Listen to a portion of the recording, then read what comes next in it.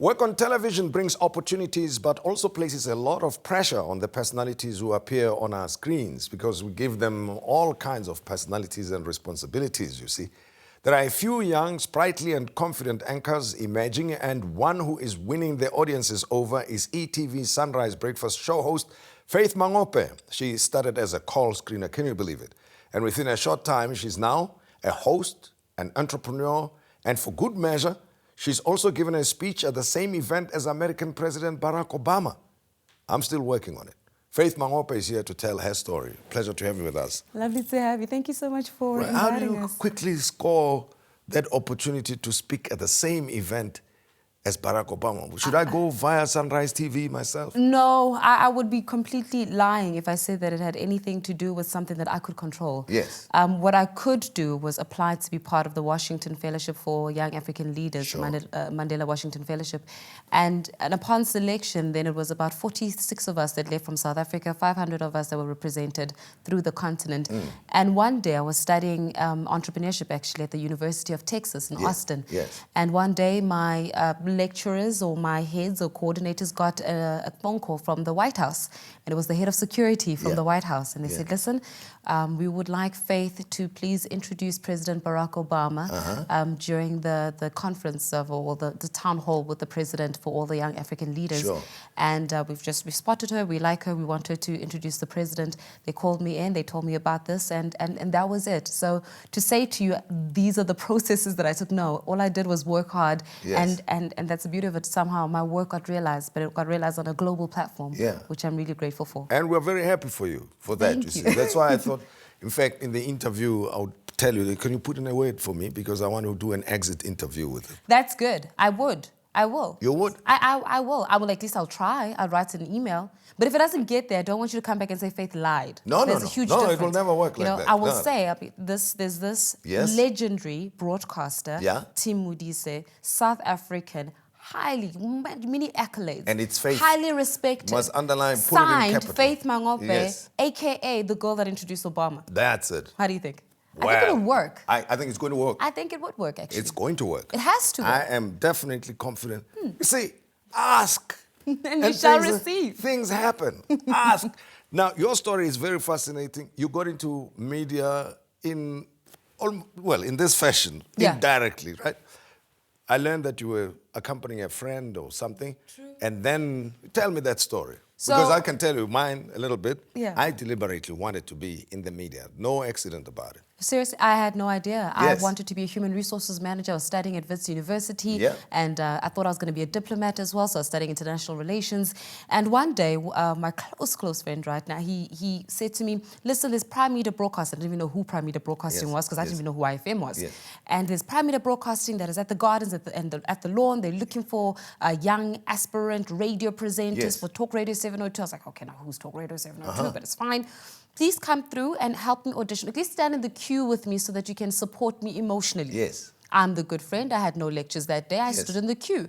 Only when, and I always say this, it's the funniest experience, because when I got, just before I had to go in, as that mode of support, I thought, but hey, this would actually be interesting if I did it, and I got it. Sure. And I did. I went in and they, it's funny, the station manager of the time, Piladi Kwango, asked me, so would you like to be in radio? Have you always wanted to be in radio? And the first thing I said was yes. And deep down inside, I was like, I just lied. But that's okay, because that meant that I had a summer job. At that time, yes, you wanted to. Yes, at that time I wanted to. And I thought, I don't know what I'm going to do. I can talk. I talk for a lot. So I might as well do it. Sure. And the best decision I could have ever made was to say yes that day, because it was the most humbling experience, but really it did. It opened me up and disciplined me about the broadcasting industry. So what was the response now? Now that you did the audition and they were bowled over, they were quite happy to have you there? They were. And then, because I'm a highly ambitious person, I thought, that's it, I'm going to be a radio presenter, and then I'm going to get into Talk Radio 702 at the age of 19, 20, and I'm going to show them what's what. And then they said, no, Sisi, sorry. you're starting off as a call screener. Yes. And I was like, what is a call screener? You're going to take the calls Yes. and say, hold on for the host. Exactly.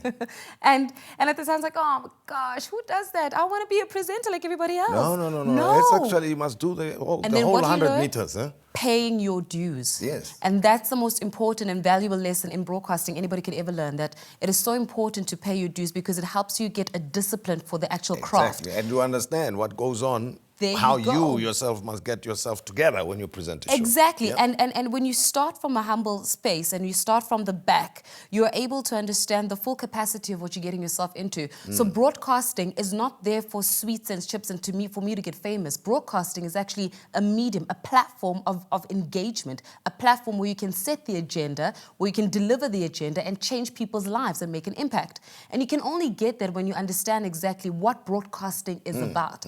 And the problem with us, I think many of us today, is that we don't understand that it's broadcasting. We're sharing a mass communicative sort of message, Yes. and that's got the power to impact and change lives should you respect the craft. And I think that if anything being a call screener taught me was how to respect the craft. I'm not here because I'm pretty and I've got pink lipstick. I'm here because I respect the craft of broadcasting.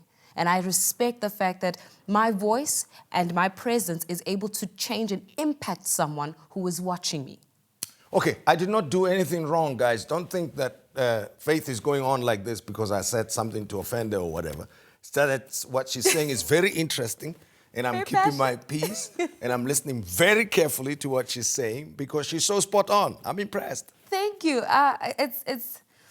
Tim, I get so passionate about it. And you know what? I'm not passionate. It's not just about broadcasting. It's not just about the media industry. Yep. I'm just passionate about excellence in general as human beings. Yes. And I think that so long as we subscribe to an idealistic or to an ideology of mediocrity, we're never going to go anywhere in this country. So we benchmark ourselves, but I truly believe we can benchmark ourselves higher than the level that we're doing right now. You know what? I must step aside. You sit here and just continue. And Mediocrity. Just deal with all the issues that we need to deal with. But doesn't it irk you in the morning when you wake up and you see the country and you see its people and you realize we've got a high intellectual capital. Yes. We've got capacity. We are able to be capacitated in order to change the global context. For goodness sake, 1994 rocked the entire world, not the country, the world. Yes. So in that respect, if we are those people, why do we subscribe to an ideology of mediocrity and why are we satisfied with it? I've got an event, I don't know when. You're booked to speak at that event. Am I booked? Yeah, you are booked. Are you going to pay me? Because I don't know. I'm an entrepreneur. The thing is, I don't do things for free as well. I'm an entrepreneur. I need to eat. If you don't pay me, I need to get your sponsors. We'll find a way. We'll find a way of getting you to come and speak because really, I can see what they saw at the White House at the time. See? I can see what Pilati saw. Thank you. I also can see what. So then, how do you land in television now and to present your own show on ETV? I was discovered actually while I was working at YFM. So at YFM, I had a current affairs show, and then from there on, they introduced me to the manager, the general manager at the time, or the group executive of ETV, Monde Twala. Monde Twala got to see an audition that I did on ETV, and he said, you know what? I want this girl, and also the executive producer of Sunrise, Nicholas Mapopa. And then from there on, again, started from the bottom. I had to be an insert producer, learn the background of it all. So I produced inserts, I got to be trained. And I'm very grateful that I got to be trained because live television is not pop in place.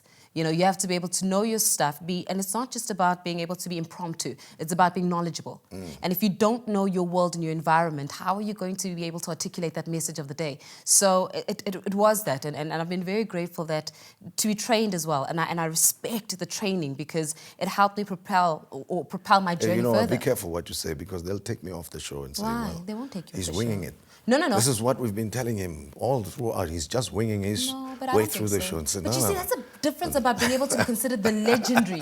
So long as your name has got the legendary prior, you're fine. But you know, I mean, you come across as very confident and you've been able to do call screening and present your own radio show and now on television and even ask for money in public like that, you know, when I thought you'll come for free. So entrepreneurial, which means the fee can be negotiated anyway because entrepreneurs do negotiate. True. But what do you attribute all of these things to? Is it family, the way you were raised, or is it just your own gumption, your own initiative to study, read, familiarize yourself with how the world works? Family.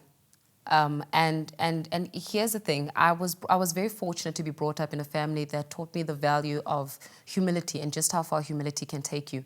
Yes, I'm confident. Yes, I know where I want to go. Yes, I've got a vision and a purpose for my life. But that purpose is able to be achieved when you're humble enough. And again, here's another problem that we have, especially with young people. Oh gosh, yeah, I am a young person that's about to speak about young people. Is that we are like shooting stars. So you, just before you're about to actually reach that peak, you do something stupid and then you fall, right? So you've got the shooting star mentality. You go up really fast, everybody's clapping, everybody's watching. But unfortunately, you don't have the sustainability, the training, the balance, the humility to actually propel you to that next level. So you become a shooting star. You're a wow now, but later on you're forgotten. And then you become part of the South African pile that once was. And I made a decision that I don't want to be a once was. My legacy, which is for my children, my children's children, has to live on. When people speak about Faith Mangope, it must be from an area of respect. There must be an area of, you know what, she's got an aura about her. But so long as people see me as a shooting star, I'm never accomplishing anything. So I think that with everything in life, the humility will propel you to another level, and your purpose will propel you to power. And that's what we don't understand, is that purpose, when you've got a purpose for your life, you're able to be propelled into a powerful place. So become authentically you. I cannot be Tim Modise. I don't want to be. I'm Faith Mangope. As soon as I want to start becoming Tim Modise, I'm missing up on an opportunity to be Faith Mangope. And you don't know what the purpose of Faith Mangope is. And therefore, I'm not able to tap into the power that is within me. So my purpose has to propel me into power. You know what? It's one of those few times when I didn't have much to say. So I'm not going to say anything except to say I'm impressed. Thank you. And I must tell our audience and viewers again, I did not do anything wrong. No. You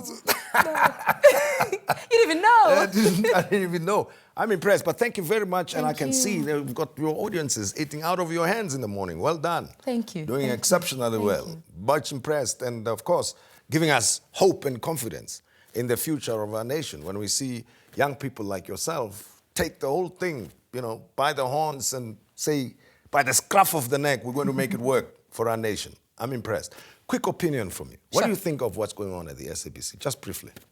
I think that when you are a platform for mass communication, you must remember to be unbiased, and you must remember who you are speaking to. You're speaking to people. So long as you're speaking to yourselves, you're not achieving the goal. The whole purpose of broadcasting is so that you can communicate to the people. If people can't relate, if people are uncomfortable, if people are unhappy, that means that you're not doing your job. You're speaking to yourself. And unfortunately, with that kind of mentality, where you start becoming self-serving, any form, whether it's in broadcasting or wherever, when you're now self-serving, and you're not serving the people, I'm telling you now, there's nowhere else to go but down. Well, this is Peppos speaking.